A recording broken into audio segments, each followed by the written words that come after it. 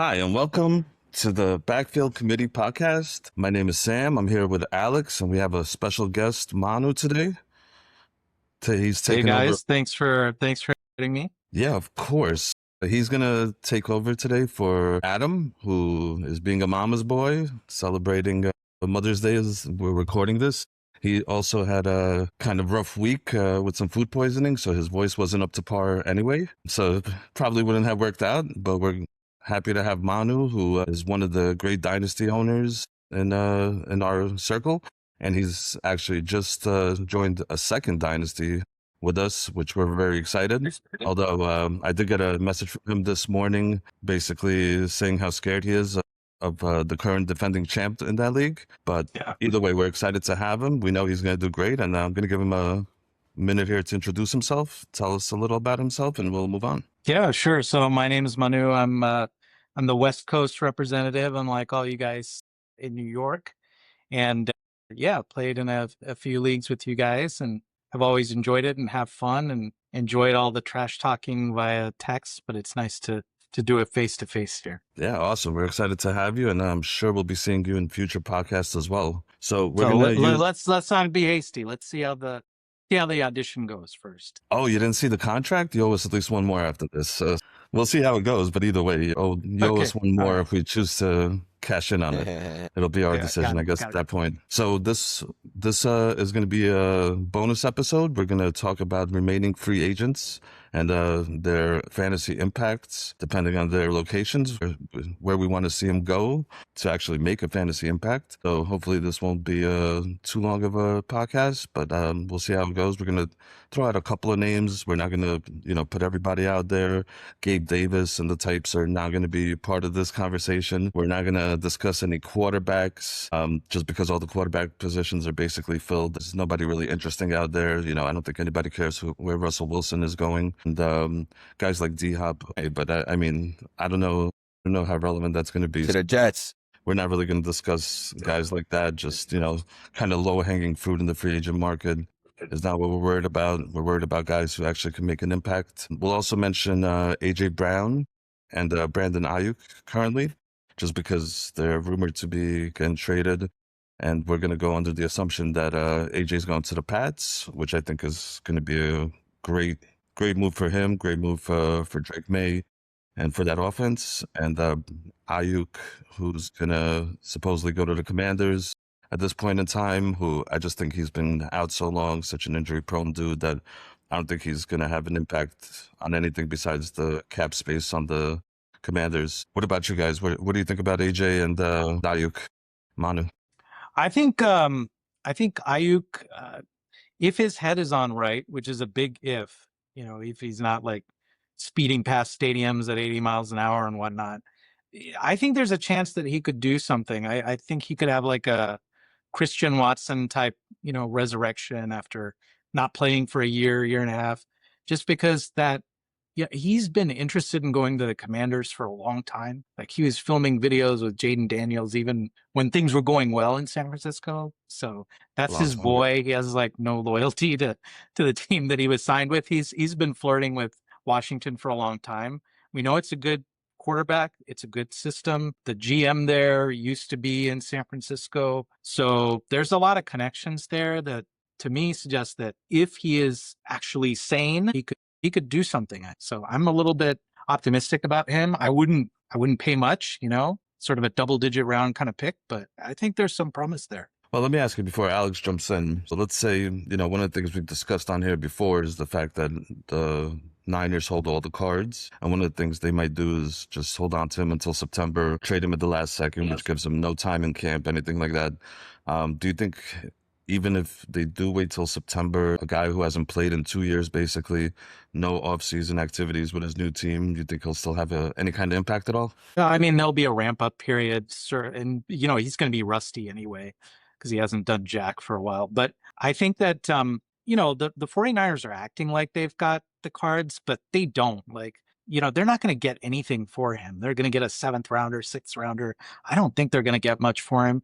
I think there's a just as good chance they end up outright releasing him. And at some point, they're just going to want to wash their hands of this and not be asked questions about it and not have it lingering over their heads. So I think it might be later than we like, but I think he'll get to a new team in time to make an impact. Maybe not the first few weeks, but by midseason, I think he will. I don't think he's going to be a wide receiver 1 or anything, but I think he could be a wide receiver 3, certainly, and maybe a wide receiver 2 if things go well. And before Alex jumps in here, I just want everybody listening to know that you are a 49ers fan, so I feel this might be coming from your love for Aiyuk with his time with the Niners. Well, no, I'm a 49er fan. I mean, he's he stabbed us in the back, so no love lost. It's purely objective.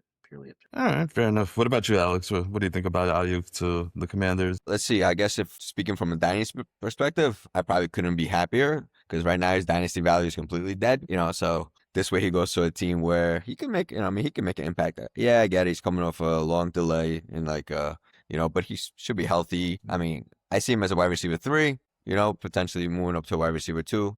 I mean, who knows? He's younger than McLaurin. McLaurin also gets hurt. I mean, there's a chance if he's healthy on the field. Yeah, I mean, obviously, and then the Redskins, they throw a lot. I'm sorry, the Commanders, they throw a lot. So, I like it for his value overall, just because, I mean, fair enough. And what about AJ? Nothing, so. Where do we stand on AJ? Do you guys agree with me that, he can't do anything but be a great pickup for the Patriots' entire offense? Yeah, I think it's going to be a big upgrade. They're dying for a wide receiver 1. He's got a quarterback who, I think people, dump on Hurts a little bit too much, but still, May has a higher ceiling as a passer, no question. They have a good system there. So I think it's a good move. The question is health, and he seems to have a hamstring every other year. Is that going to get worse as he approaches 30? I don't know, but I think you'll get good value out of it. Alex? Yeah, I mean, I don't know. I see it more like a horizontal. I don't think he's in a bad situation now.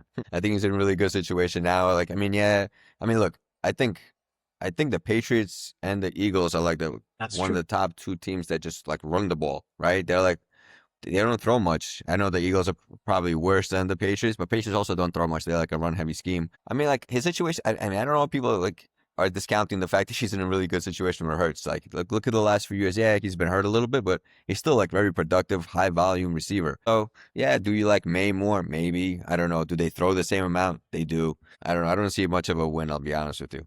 So, but I mean, I guess now with Lemon there, it's obviously, he obviously needs to go. But yeah, before Lemon got there, I just think now if he stays situation. in Philly, that's going to be such chaos for fantasy. Just because they brought in a bunch of receivers. Yeah. Weird. They drafted a receiver, drafted a tight end. It just seems like if he stays there as a fantasy owner, I would hate it for all the guys there. Except maybe Barkley. Barkley, I think it will just get his, no matter what he does with it. It's a different question. But to Manu's point, he hasn't actually missed that many games. He played 15 last year, 13 the year before. But the previous 2, he's played 13 games at least every season. So, yeah. That's not bad. That's not bad. Yeah, he always has the injury concern, but the only reason I mention it is I actually read somewhere that AJ seems to miss more time than he actually does. And when you actually look at the number of games he plays, it's not too bad. All right, cool. Sorry, go ahead, Alex. Well, I was going to say, I remember because I drafted him in one of our dynasties, so I had him on the Titans for the first couple of years. He used to just get dinged up a lot. He was like a Waddle. Like he would miss a few games, but then he would just miss the remaining of the games as well. He'll big wide receivers, on the sideline. It was really annoying. Hit 30, but he was still a really good player. Lower leg injuries more often. It seems like just anecdotally, they get hamstrings and they get banged up a little more. The big tall guys. It's something to watch out for, but it wouldn't make me shy away from him. Sam, do you think he's a buy or a sell in Dynasty? He's a buy. He's not even 30. He's only going to be 29 for the whole season. He turns 29 in a month or something. I think AJ has to be a buy if he goes to the Patriots. The only thing that ever really scares me with AJ, which is more recent, is his attitude. I've never seen anybody reading books on the sidelines before, during an actual game. He's a scholar. Inner excellence. I have no problems with that. Hey, best to him. It's just that combined with the minor injuries, it seems like there's always something going on with him, which is kind of like the wide receiver thing, right? Like these dudes are usually divas and always a little crazy. So I think that just comes with the territory. So I think he's a buy as long as he doesn't stay in Philly. If he's a Patriot, 100% buy. You know, he becomes a first round pick, I think, pretty easily, or like really high second round pick, you can argue. But I just think it's the greatest move for both him, May, and just fantasy impact. Couldn't be better if that happens. All right, the only other guy that we're gonna put out there who's actually not a free agent, and there was a guy we were gonna discuss here, but he just signed recently, is Jauan Jennings going to the Vikings, and he probably could have gone to 100 other places, probably could have still had fantasy value, but now being the third receiver on the Vikings seems kind of like a waste, at least fantasy-wise. Of course, that helps the Vikings offense immensely, but I think it just hurts his fantasy value, and I'm really regretting not taking a pick for him last year during the trade deadline in one of the dynasties, because I don't know what I can even get for him at this point. I don't even know if he's draftable. What do you guys think? I think if you have a point per block league or a point per fist fight with a cornerback league, he's a first rounder, but any other league, probably not. So yeah, no, I agree with you. Maybe he's going to help their running game. You know, maybe Aaron Jones and Jordan Mason are going to be the winners here because he's a good blocker. But yeah, I don't think he's going to get enough. And he'll probably throw like one touchdown pass per year, but he's not going to help us much in fantasy. Yeah. With you. I mean, good for the Vikings, right? Good for potentially Kyler Murray. He's having another weapon, but yeah, awful for Jennings. Value. Yeah, and I agree with you. I don't think he's draftable in any format, really. And so they already said that he has some kind of, he's going to have the Jalen Naylor role, which is I guess the only way he could be relevant snaps. is if Addison gets in trouble again. Yeah, we're all on the same page here. He has a propensity for that. So if he screws up, then he probably gets bumped up to the wide receiver 2 and maybe get some volume then. But even then, it's hard to see him making a big impact. Yeah, I mean, but I think we all agree he's just undraftable in all leagues coming in. If somebody wants to take a shot at him in a dynasty, you have a big enough bench, you want to hold on to him, hoping for an injury in front of him. I don't know if that's unadvisable, but even then with Kyler as QB, it might not matter at all. All right, well, now we can actually move on to the whole point of this pod is remaining free agents. We'll do running back, receiver, tight end, I guess, path, because running backs, at least to me, and since I'm leading the way here, I'm going to go with what I think is most important, and that's running backs. And the first guy we have is Joe Mixon, and I think he's the best running back available. I mean, between him and Najee, who we will cover, but I think Mixon maybe has the most mystery around him. He's coming off kind of foot injury he sustained outside of the facility. It seemed like the Texans were not having it. He wasn't coming in to even get it checked. He was doing his own thing. So I think Mixon, if he's healthy, definitely can make the most impact of any of the free agents available, no matter the position. If you can go back to what he did with the Texans the year before. But the problem is spots, right? Where does he go? There's not that many spots left. But I think, I made a list of teams that need running backs here. And I'd love to actually see him on a team like the Panthers or maybe even the Commanders. I think those would be the best landing spots. I don't know if the Commanders are going to invest in another running back after the draft, but the Panthers, just let Rico go. They have the space. Running backs don't cost a lot of money. And I think if a guy like Jonathan Brooks maybe either isn't recovering well from the second ACL or just doesn't have the same explosiveness, isn't showing the same thing he was before he got injured the second time, that's a place I'd love to see Rico go. Not Rico. See, I'm still on Rico. Mixon. I'd love to see Mixon. Yeah, that would be a great opportunity. I think that would be the number one team I'd like to see him. Yeah, that would not be a bad spot for him. It's just weird how we've heard absolutely nothing, not even rumors, not even some random Schefter tweet about, he's in the gym, in the lab, nothing, just nothing. I don't know if he even has a foot at this point. It's been so quiet. It's ridiculous. So yeah, it's weird. I don't know what the story is, but it did seem like, he got some sort of medical treatment with someone who is not authorized by the team, or a procedure that the team wasn't happy about, or there was he went rogue on his medical treatment, and that doesn't usually work out well. So I don't know what his story is. I do think though that it would be surprising if his career is just completely over. That seems unlikely.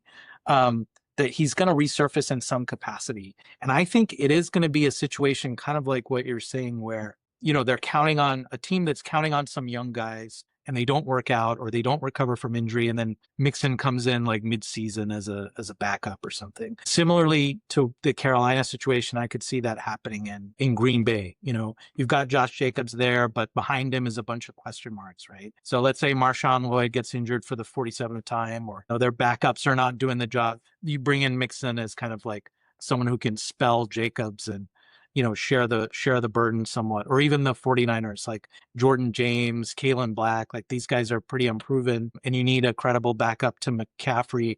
Maybe you bring in Mixon. But to me, that all seems like, waiver wire stuff, waiver wire bidding war when we get the first like Adam Schefter tweet about Mixon or whatever. It would be hard to, you could draft him, but it's going to be hard to keep him more than like a couple of weeks at the end of your roster because you're going to want to churn and pick up free agents. For sure. Alex, what do you think? All right. So unlike you, I think his career is dead. I think he's gone, and there's a reason why you haven't heard from him. And like he hasn't played in over a year. I don't know, man. I mean, like sure, I guess if he's deemed healthy somehow magically just pops back to relevance, and he has a chance to go to the Packers or the Commanders. Yeah, I mean, I like him. He was good. He was the same Joe Mixon on the Bengals as he really was on the Texans, and he was always very solid. Very high end RB2, low end RB1, and outside of that injury, he was still really good that season. So yeah, if he's somehow healthy, I guess. Well, let's say we're working under the assumption I that think we've heard the last of Joe Mixon. He seems healthy enough where he signs. He goes to one of these teams that actually can use him.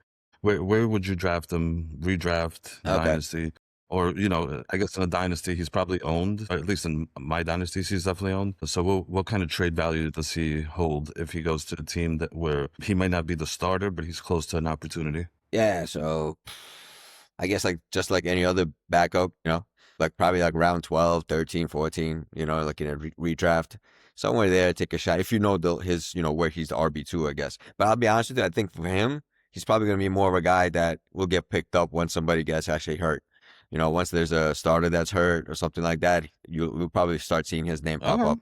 But he's not going before the season. I feel like his best bet to get any kind of play, as long as he's healthy, is to sign before the season, and just try to get in there. Otherwise, I don't even think he's going to make that much money if he signs during the season. And he doesn't seem like the type that's just going to sign for like the league minimum, Yeah, I'm just saying, here's a guy who's like working out on his own, not showing up. I don't think he's gonna want to show up for the league minimum just to get his body banged. If anything, he'll either wait till next offseason or just like you said, retire and just be done with the whole game. You never know, man. Maybe he's got some Michael Jordan gambling problems or something, or he's got Adrian Broner, Mike Tyson issue. Man, he's gonna come back. Maybe he needs that money. Stay relevant.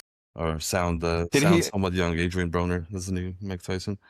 I just know he wastes a lot of money on lawyers for like beating women and stuff and getting away with it. Who doesn't?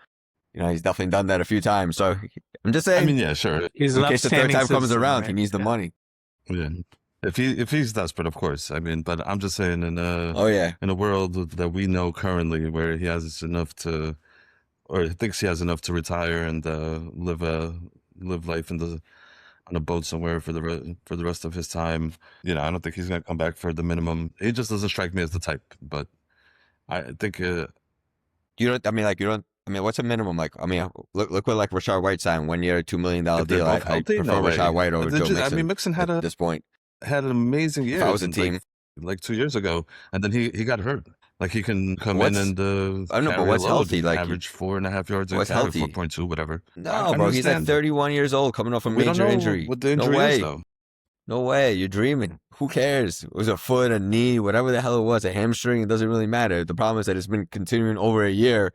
You know what I'm saying? He's like completely gone AWOL. Didn't listen to like his team's doctors. Like try to go like some kind of like nuanced procedure. I guess. For the record, I don't know what he did, he but whatever it was, it wasn't working. Otherwise, he would have been back. So. Costing him a year, but it'll be 30. I mean, I think like if I see, whatever. But some Instagram videos of him working out or something like, you would think there's going to be something like that his agent is going to put out there to let people know that he's actually alive and has 2 legs. So what's that? Okay, I mean, how much do you think it's worth? Here's a question, Manu.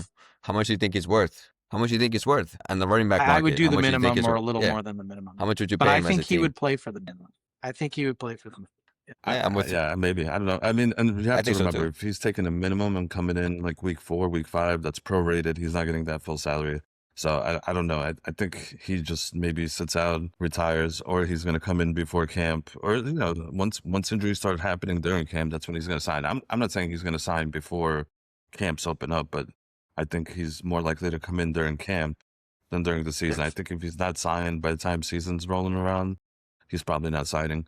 And if he does, I don't want him. I think we've seen enough injuries where I'm just saying I think we've seen enough injuries and dudes like just not performing whenever they sit out of camp, whether it's due to injury, contract disputes, whatever it is. It's just there's a long enough track record where we've seen guys who don't participate in camp just don't perform very well and or get injured. So you're only interested if he's in camp, if we hear something in the next month or two. Personally, yeah. I mean, look, if he's going to sign on somewhere again and the opportunity is going to be close and I have space on my roster, I'll stash him for a little while just to, see what's going on. But if I'm choosing to cut him or like a productive receiver due to injuries, bye week, whatever it is, and he's still kind of not doing anything, or he's gotten 3 carries up to that point, I'll probably dump him, especially if he has no camp and has really shown nothing up to that point. I mean, 30 is already a break age for running backs. I know he did have last year up, so he technically, body-wise, is only 29 or whatever he is after you take away all the beatings and jail times.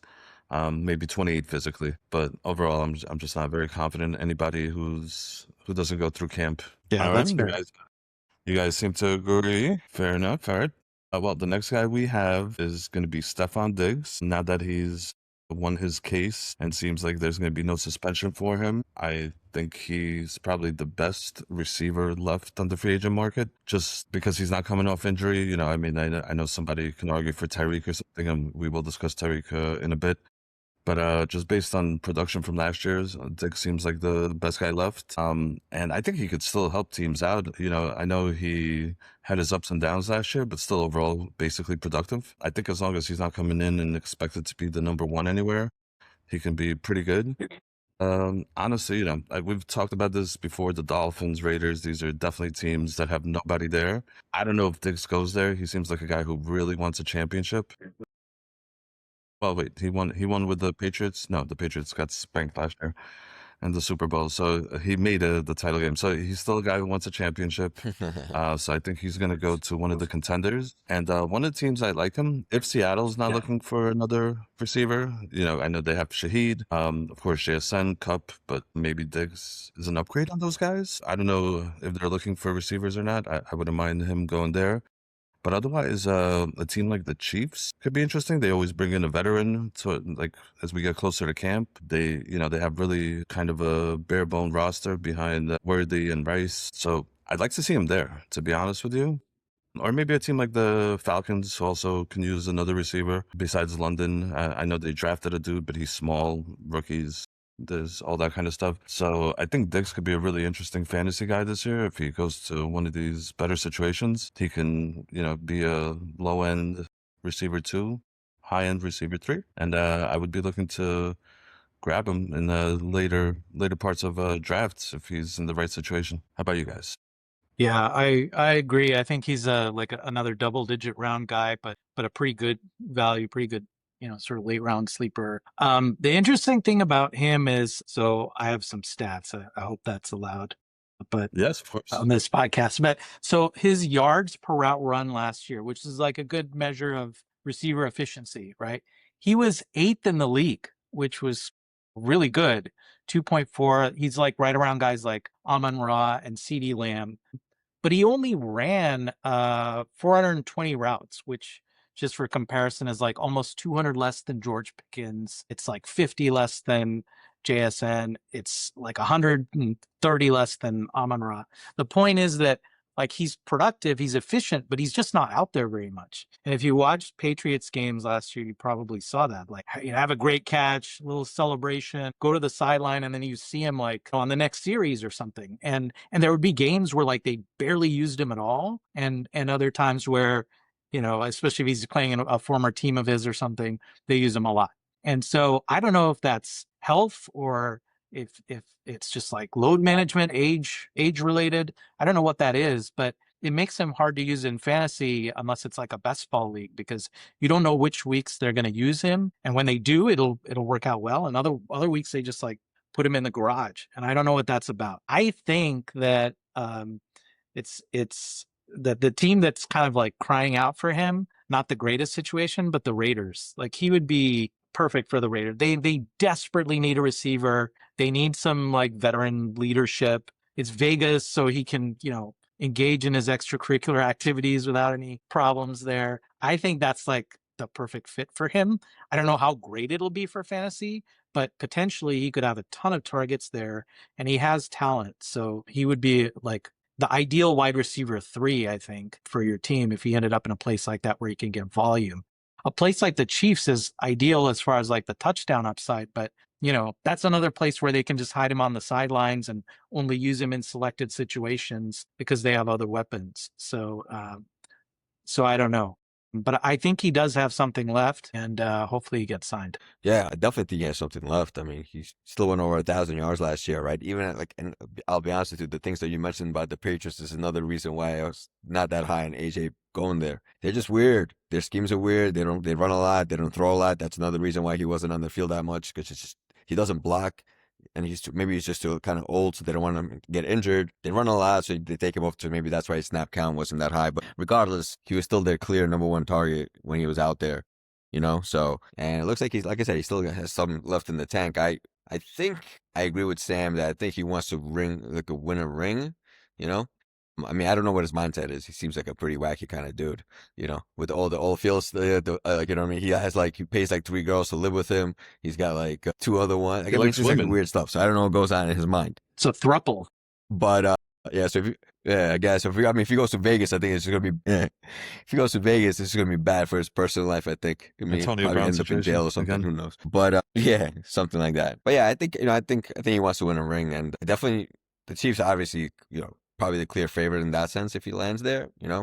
Obviously with Mahomes, also he could also potentially go to like the Commanders. So also like a sneaky little spot, where I think with him, the rookie they got with, McLaurin and Jake Daniels, it's interesting. I think, where did they go? Did they go to the NFC Championship game with Daniels the first year?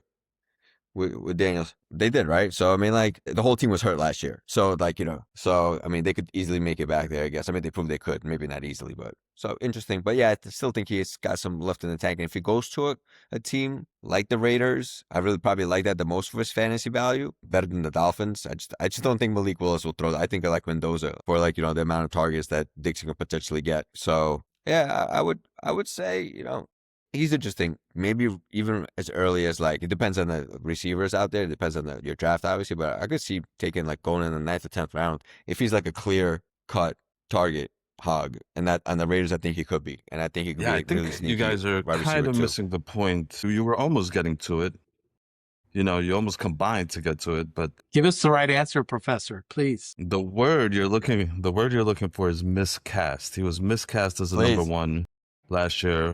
I don't think he is a number 1 anymore. He's just old. He was coming off injury last year. Who knows? Maybe, a year removed from injury, he'll be better. But I think, if he's going to go and be a number 1 on the Raiders, what's the value there? You think he's going to be better than he was with with the Patriots? I mean, he had 1,000 yards last year. I don't think he's going to be able to do that on the Raiders. I think he needs to be in a role where he's the clear number 2 or, like the slot guy maybe. And then I think he'll actually elevate an offense and potentially himself and his fantasy value. So I'd like to see him. That's why I said the Chiefs, I think, is one of the better places. Seahawks, I know they got Cooper Kupp, so probably not so much, but I think he would be an upgrade on Cooper Kupp. So that's why I think those are the places he would fit best for fantasy and for in real life. I just think he's miscast as a number 1 now. I think it's just beyond that. So that's what I'm going to say. If you guys have nothing to say about my words of wisdom, we can move on. All right. You're done with him? Yeah, all right.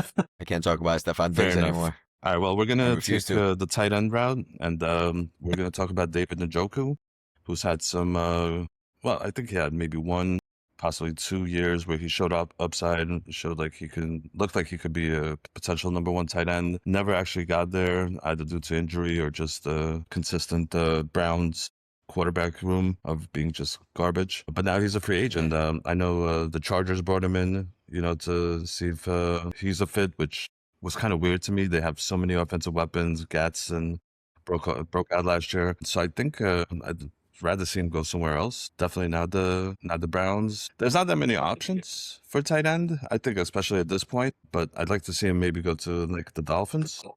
Even though I love Greg Dulcich, a team like the Panthers who also don't really have a tight end. I don't know if Bryce Young can sustain, Ted, another young, my man Coker, who's going to be a world beater this year, and then Njoku. But Njoku's also kind of old, so I don't know how much he actually brings. He seems like a good real life player more than a fantasy player, but he's one of the very few tight ends left that might make an impact of fantasy. So we're talking about him. But yeah, those are teams I'd like to see him. But based on the state of tight ends this year, where we have a lot of them, I wouldn't really be drafting the Njoku anywhere. Don't really care where he goes in terms of fantasy. Do you think he would be an upgrade on Dalton Schultz for the Texans? He might be, but they also drafted a dude, so it's hard to say. I think Schultz is probably a better blocker than him. Yeah. So I mean, I don't think Texans are really going to be an option, but it maybe. It's just, we've seen so much athleticism from him and him do a lot with it.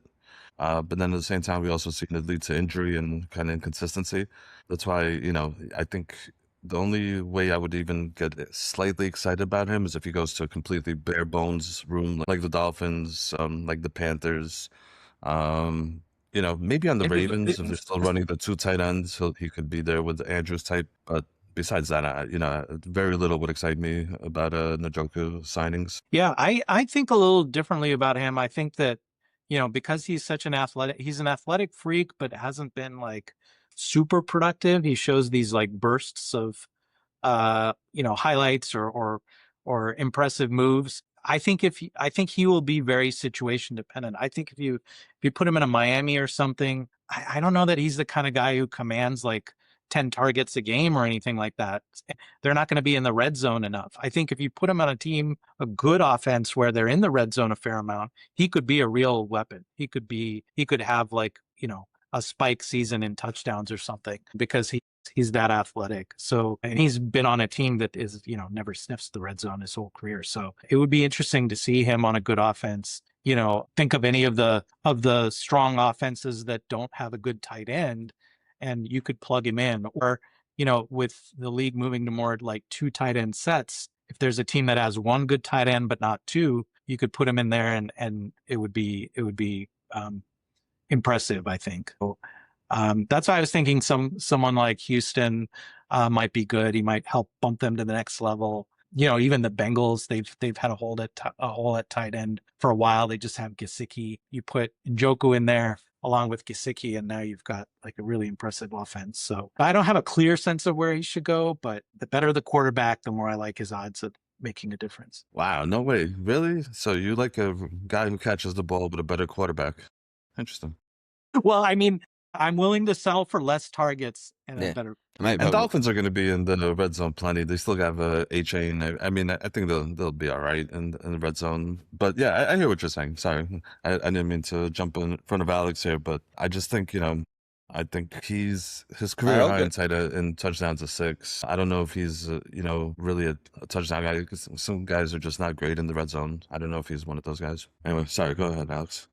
I mean, I think no. I actually think he's good. I mean, first, I think he's good in the red zone. He just doesn't get that a lot in the Browns.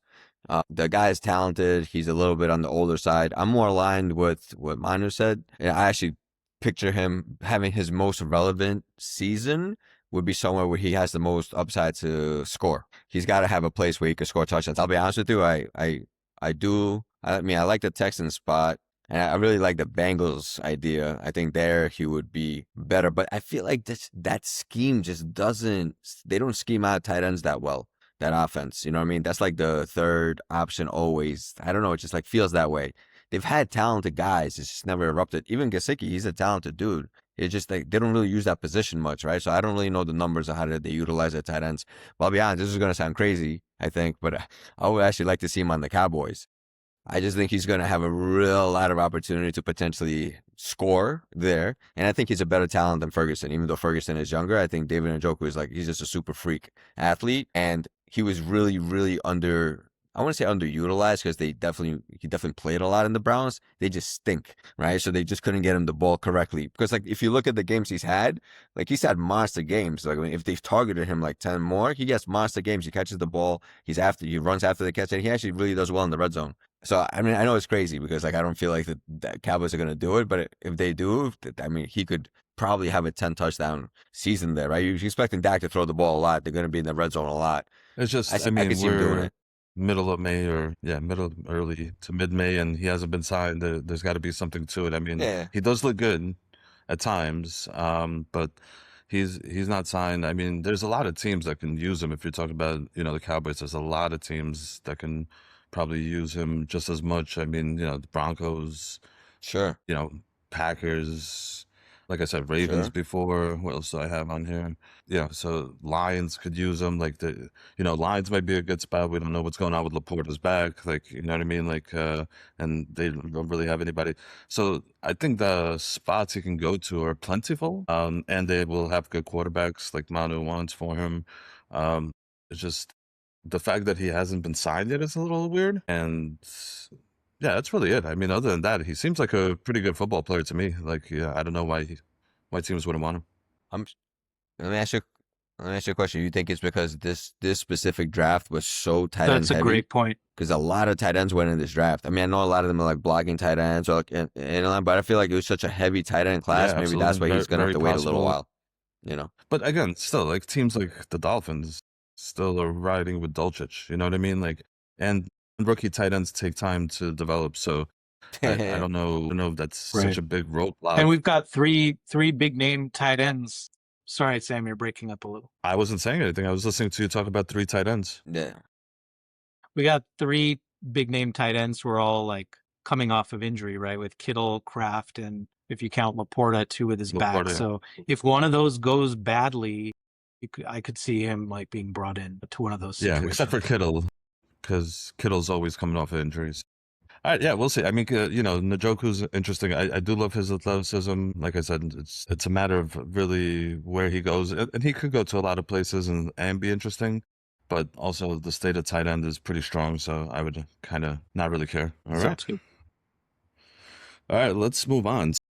We're going to go back to running back. The next running back we're going to discuss is Najee. I think he's the second best running back, at least, based on upside. He's coming off another major injury, Achilles, I'm pretty sure. So that's going to be interesting. But, I think Najee can actually be pretty good on a team like the Cowboys, where, they don't have to keep banging this dude into the line, let him run between the tackles, catch the ball, and then when you're by the goal line, just bang Najee in there. I think, that's where I like Najee, actually. I don't want him to be a number 1 anywhere. I think if he goes and is able to be just a goal line guy, short down guy, I'd like him for a bench spot in redrafts. I think, in the right offense, he can definitely return value, whether it's bye weeks or even potentially as a flex if you have a flex spot. And Najee's caught before, so even in the PPR, he could be useful,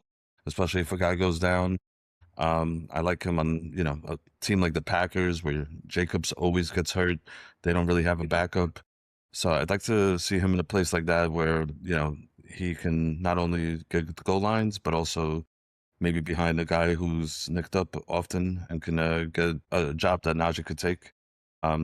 In that scenario, I'd love to take Najee late in drafts just because we know what his upside is. He can be a really solid guy, solid RB2 for you. Again, if he's obviously back from that injury, he can show something of a pre-injury form. But yeah, that's where I think Najee would be great on the Packers. Like I said, the Cowboys, I like him on. Even the Lions, who, got rid of Montgomery, they replaced him just with Pacheco. So I wouldn't mind seeing Najee in a place like that. Yeah, those are good calls. I agree. He seems like number 2 back, nothing more than that at this point, but could have a valuable like red zone role, pounder at the goal line kind of role. I wonder if he might be good in Buffalo. just because obviously James Cook is fantastic. But if you're trying to protect Josh Allen from taking so many hits at the goal line, the guys behind Cook, Ty Johnson is more of a receiving back. Ray Davis, I really like Ray Davis, but they don't seem to.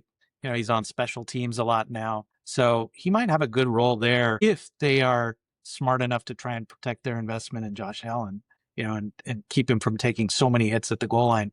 I think Najee would be a good fit in there. But yeah, I think any offense that's going to be in the red zone a lot, especially a cold weather offense where you need a good power back, he would be reasonable. But I have a hard time seeing where or if I would draft him. I think I would probably just let someone else take him in one of the last rounds and see if he pops up on the waiver wire. I don't know that I would draft him. Yeah, also in line there with Manu on that. Yeah, I don't think he's draftable. I don't think he's got RB1 upside at all anymore. He's coming off. Is this like his Maybe. second injury? First big injury, but yeah. Or is that his only injury? First big injury, right? Yeah. Yeah, I mean, he was never fast to begin with, never really elusive, and now he's probably even going to be worse because he's coming off an Achilles. I mean, from a fantasy perspective, I guess if he lands like on the Vikings maybe or like the Commanders, I think maybe he's got a shot to beat out those scrubs. I just do. I just feel like you have to look at opportunity for him to get like any sort of decent role, right? So I think Aaron Jones is old. He always gets hurt. Jordan Mason is literally a worse version of Najee Harris because he doesn't catch the ball. They remind me of like a similar player. You know what I mean? So I think right. So Commanders, same thing. I don't know who they got. Katron Allen and Bill. I don't know. Whatever. Those spots, they do good offensive too, so he'll have more opportunity to be in the red zone on the Vikings and the Commanders. I like those spots for him, but I'm not drafting him. All right. I mean, I would just say to Manu's point, the Bills don't seem to invest really in running backs. So, besides Cook, they just go with whoever they drafted, and these Jets castoffs, those seem to be their favorite. I don't know what it is, but they love those guys. Yeah, I mean, I could see all these positions. I wouldn't want him on the Commanders just because the Commanders rotate their backfield a little weird. Like I said, I'd just rather see him like in a Lions team where he could potentially take over a Montgomery role, maybe not to the same degree. Who else did I say? Cowboys, Packers also. Those would be my spots. If he does go to one of these other locations, then I agree with you guys. I'd probably stay away. But if he goes to a place that I've mentioned, I would definitely draft him late, but I would like his potential at least there. But moving on. All right, the next receiver we're going to discuss is going to be Tyreek Hill. Tyreek's coming off a devastating injury. Because of that, we don't even know when he's going to be back. But, I think he just needs to go where he can just be a big, deep threat. I actually like the Falcons a lot for him. I think that's the spot. If he goes there, Colts I like a lot, but they have Pierce already, so that would seem like that would not really be great. And of course, the Raiders always need a receiver, but I don't think he'll go to Raiders, but maybe. I mean, I don't think he cares about anything but money. So those are the teams. Falcons, I would like him on. The Raiders and potentially the Colts, not as much. I guess two teams, Raiders and Falcons.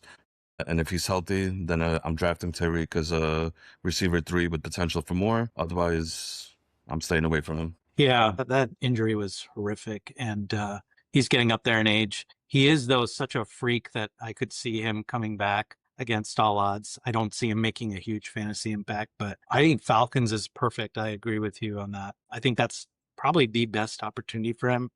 Drake London's more of an intermediate guy. He can make deep plays, but he's a physical big body, and if you had like a speed guy like Tyreek next to him, that would be great. I could see the Rams doing something crazy, like bringing him in as their, wide receiver 3/4, and McVay comes up with some crazy play for him once a game that just terrifies everybody. Yeah, I could see something like that. But yeah, there's just so many question marks with him physically and mentally. We'll have to see. Why do you guys, I guess if he's healthy, before he went down, he was playing pretty well. I mean, they sucked as a team, but he started to ramp it up. Like, he didn't look like he slowed down at all. So I'll be honest with you, I really like the Falcons because it's like a sneaky Tua and Tyreek connection again.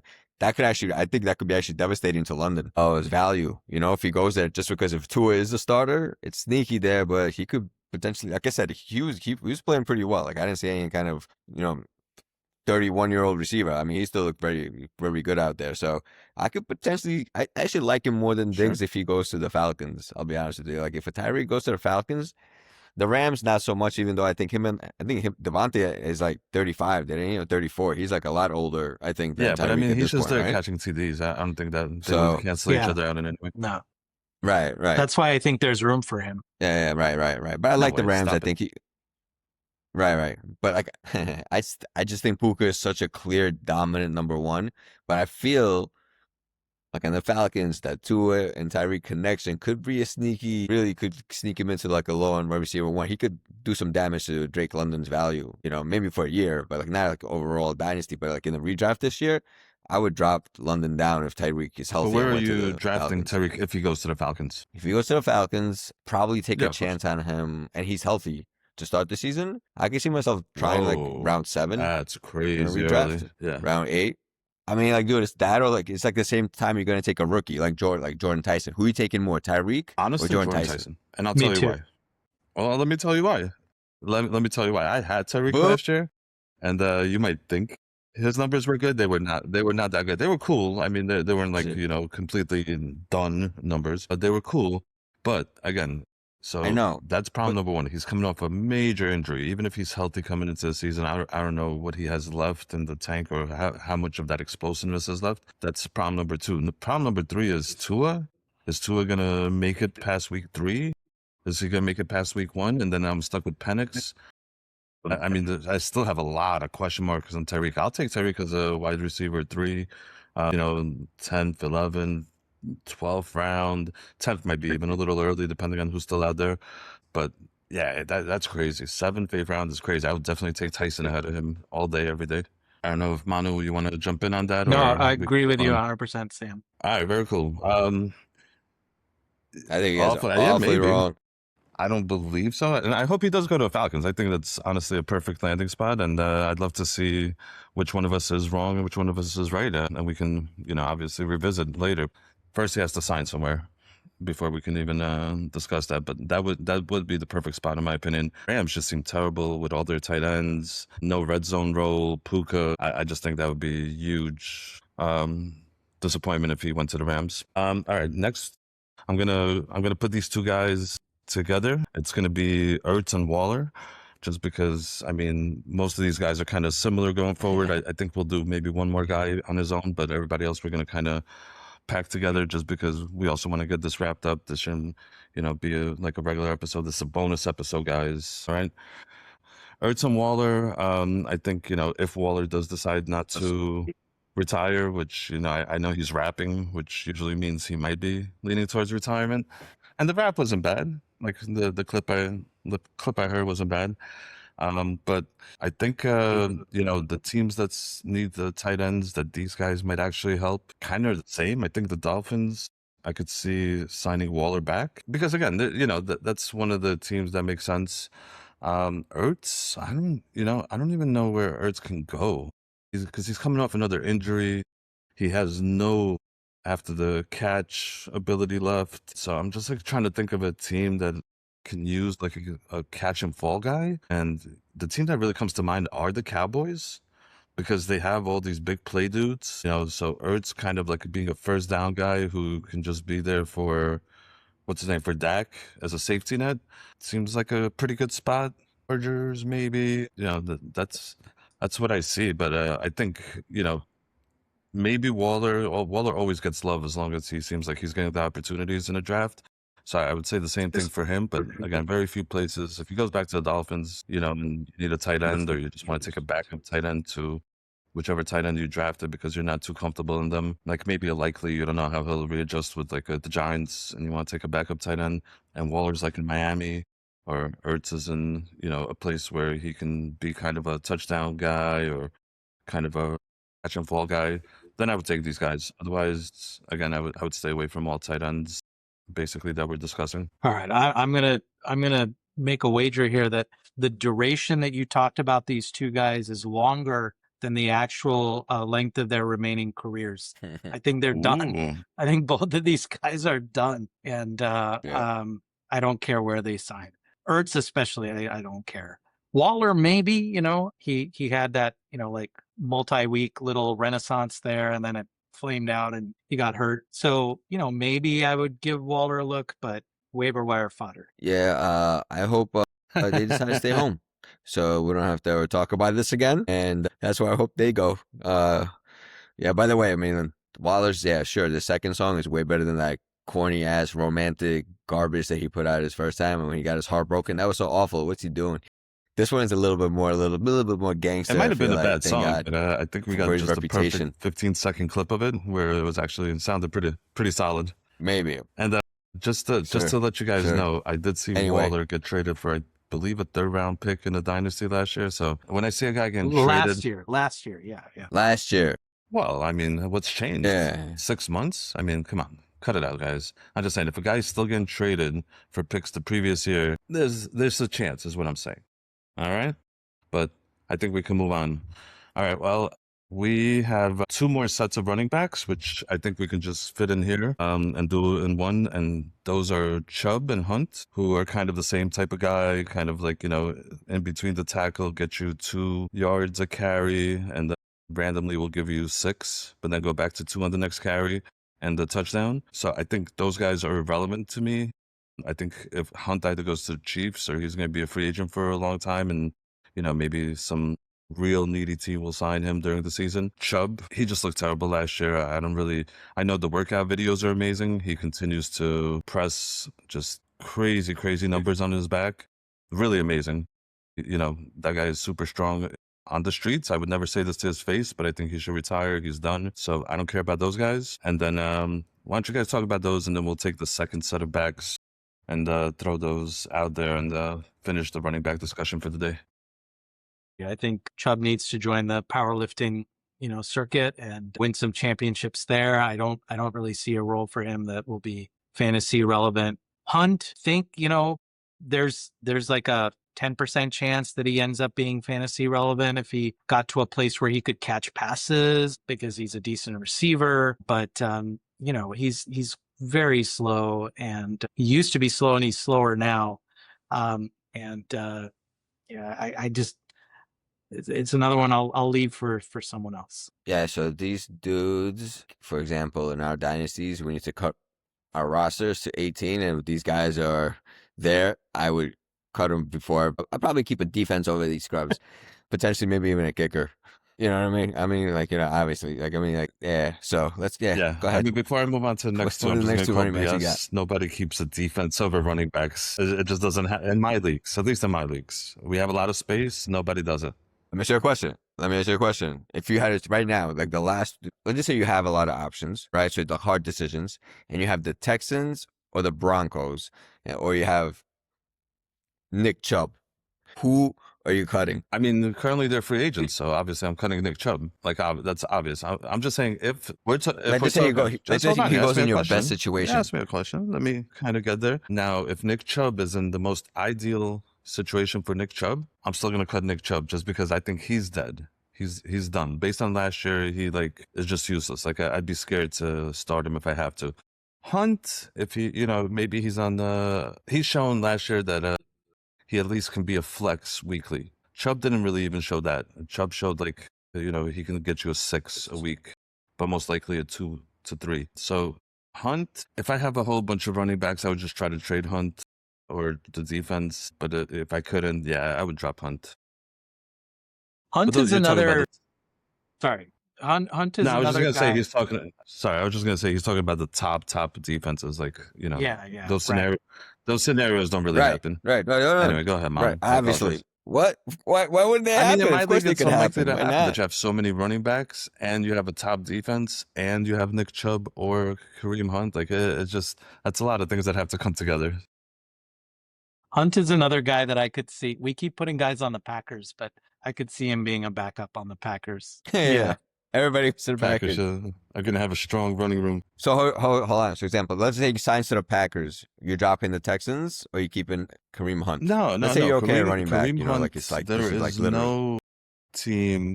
Kareem Hunt would have to be the starter for me to even consider keeping him. I don't care where he is as a backup. I'm not keeping him as a backup anywhere.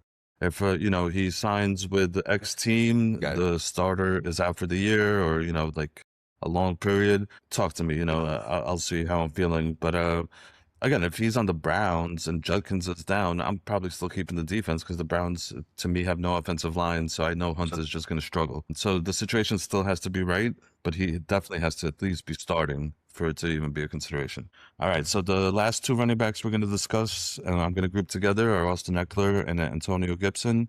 Just because they're more like more like third down backs, they can make a difference. You know what I mean? Especially in PPR leagues. These are guys who, you know, if they do sign, can make a difference. So, you know, I think Ekeler, I'd like to see him on the Colts, to be honest. I think that's not a bad spot, especially if JT will ever not get 1,000 carries a year, which, you know, with age, I would imagine at some point that's something they want to consider. I would say, you know, like maybe the Raiders could use him, even though they got Mike Washington, but Mike Washington's more of a between the tackles guy. They don't really have a third down type of guy. And they have no receivers, so I think Ekeler in a place like that, or Gibson, this actually goes for both guys.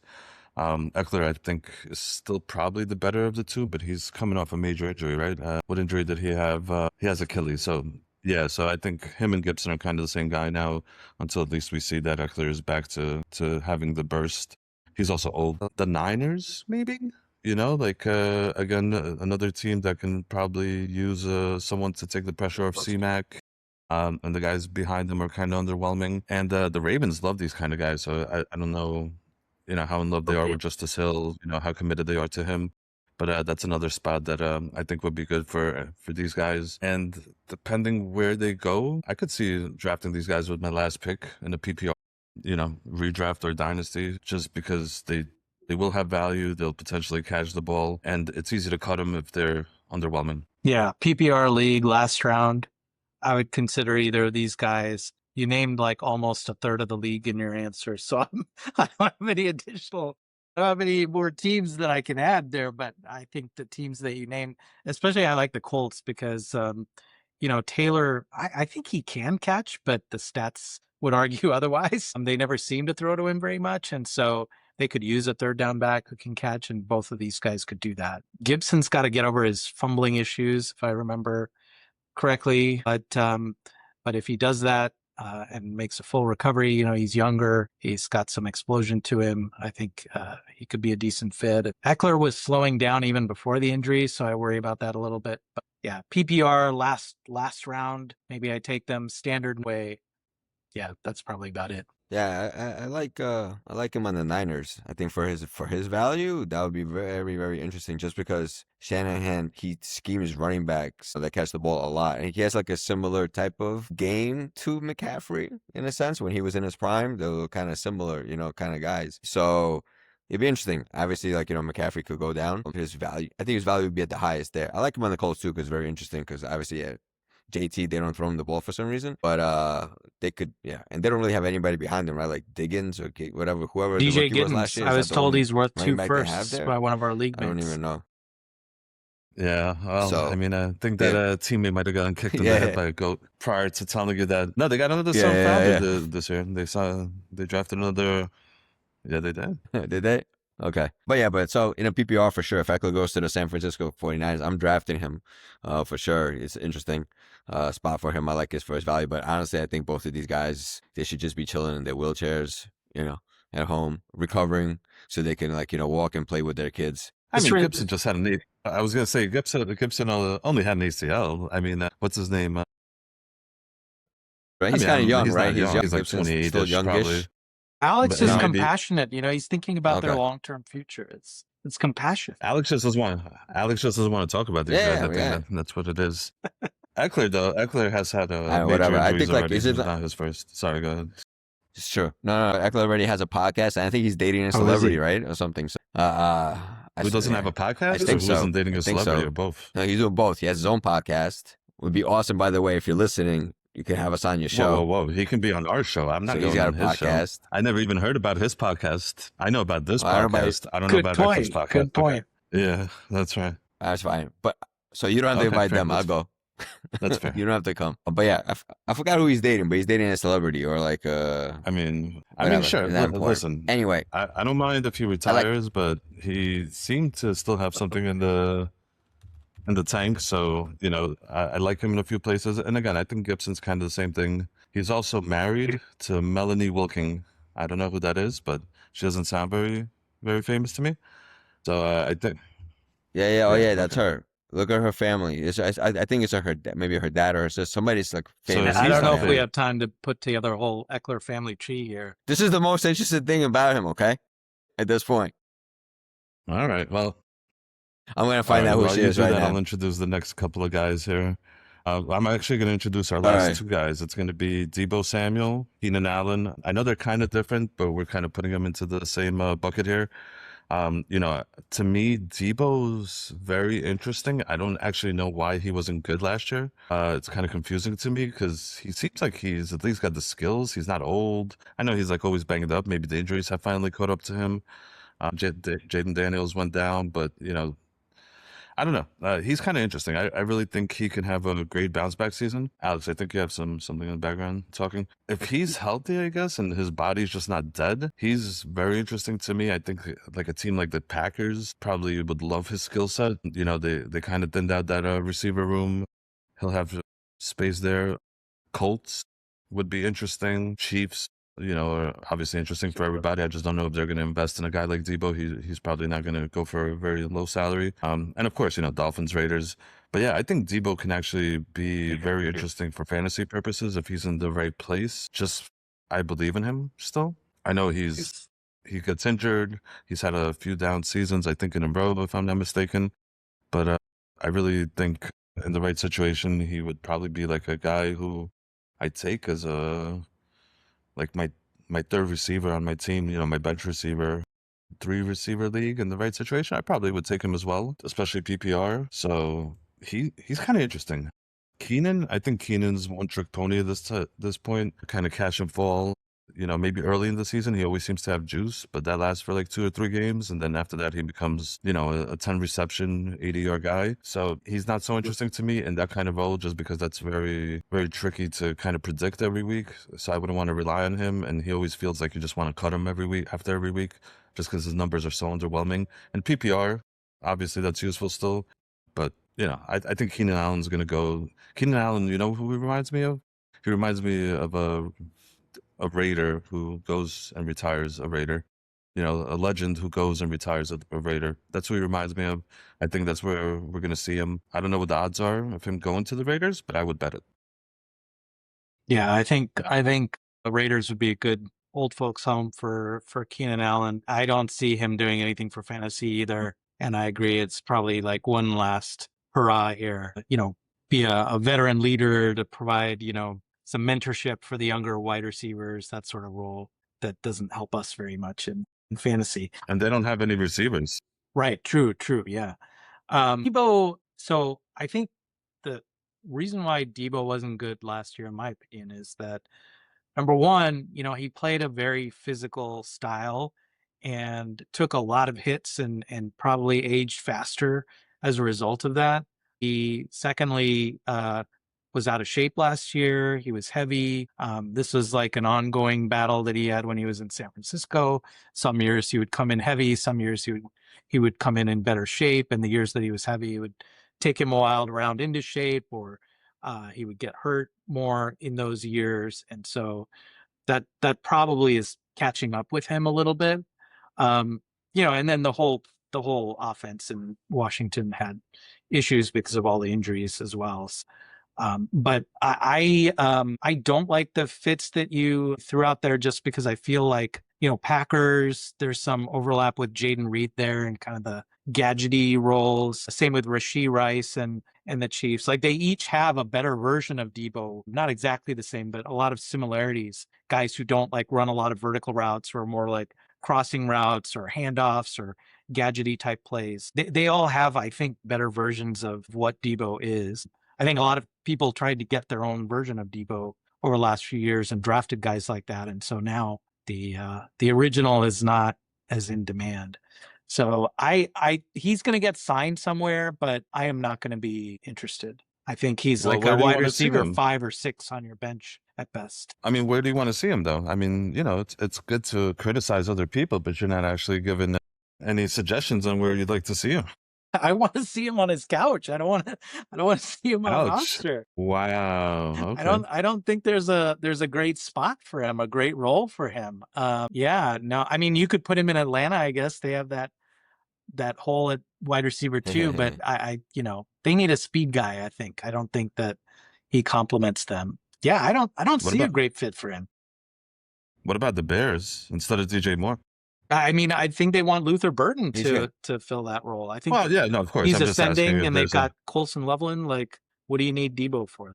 All right, so you're staying away from Deebo. Got it. All right, fair. Yeah, I mean, Deebo didn't he have like his first like 3 games? He was like a beast, no? Or was that? Am I mistaken? He had a few good games early in the year. Yeah, and then he kind of like phased out. Yeah, you know what's a sneaky spot that I kind of want to see him in? I want to see him like on the Chargers. I don't know why. I feel like, either him or Keenan Allen come back. But I feel like they need a third receiver. Who do they have? Like Trey Harris, I think, right? That's like their rookie third receiver. No, they got Quentin Johnson. No, yeah. He's like this. He's the speed dude. Johnson is there like, too. Similar guy to like fit like a. Is he? Yeah, maybe. I think Ladd is their one.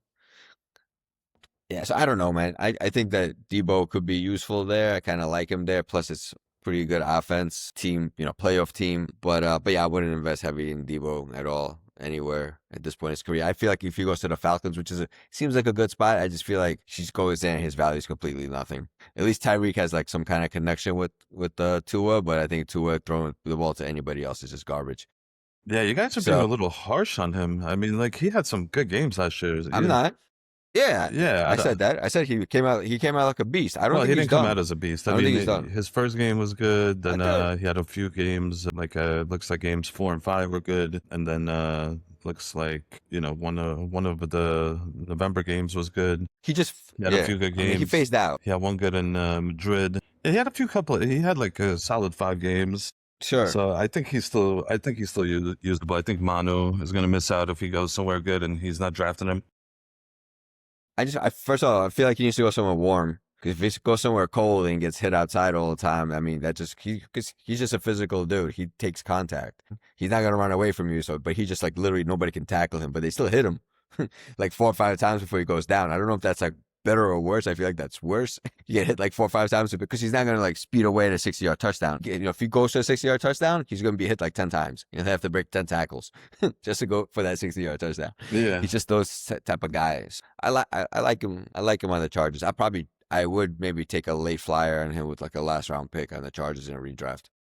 8 games with 4.4 points or less last year. And sure. Yeah, but I think 4 most games at the end. Sorry, 5 games in double digits. Yeah, but who was his quarterback for most of the season? I mean, I'm just saying that if you consider everything, he did not have a terrible season. He is 30. There are, some red flags. He does get dinged up, injured. You just said you want him on his couch. I think that's a little insulting, sir. Sorry. I think he's better. Apologies he's better to the than Samuel family. Sure.